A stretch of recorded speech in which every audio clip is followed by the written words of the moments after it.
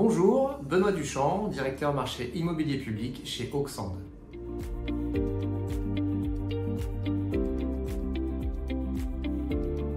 Le patrimoine bâti scolaire est globalement assez vieillissant en France. On constate que dans un environnement de plus en plus contraint, les collectivités territoriales doivent faire face à certains imprévus et relever des défis majeurs,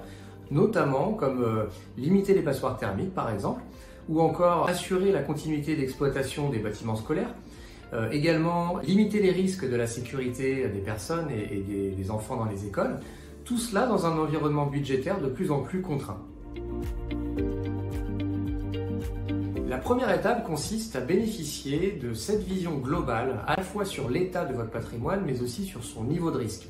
Pour cela, nous allons vous expliquer comment focaliser sur les bons domaines techniques,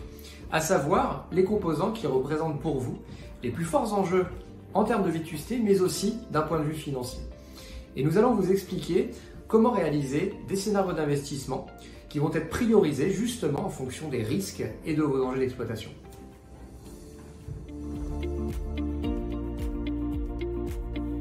Nous allons détailler les bénéfices et les gains de la mise en place d'une telle démarche qui sont majeurs, comme par exemple mettre fin à la culture de l'oralité et aligner les décisions à partir d'indicateurs réels et concrets, ou encore rentrer dans une démarche d'amélioration continue.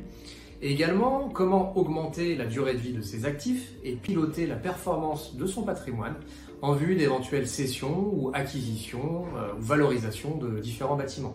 Et enfin, comment piloter différents scénarios d'investissement à partir d'indicateurs réels et avec un angle de vue un petit peu différent, comme par exemple, quelle stratégie adopter par rapport à l'ensemble de mes chaudières? Est-ce que je ne pourrais pas massifier certains marchés, comme de la rénovation de façade avec de l'entretien de toiture?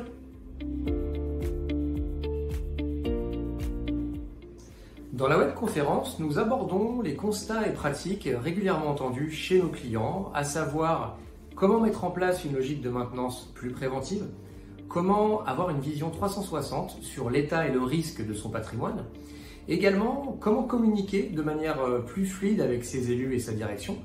et enfin comment définir une trajectoire d'investissement plus priorisée en fonction de ses enjeux, en fonction de ses risques justement, avec une vue prospective sur les 5 ans et les 10 ans à venir.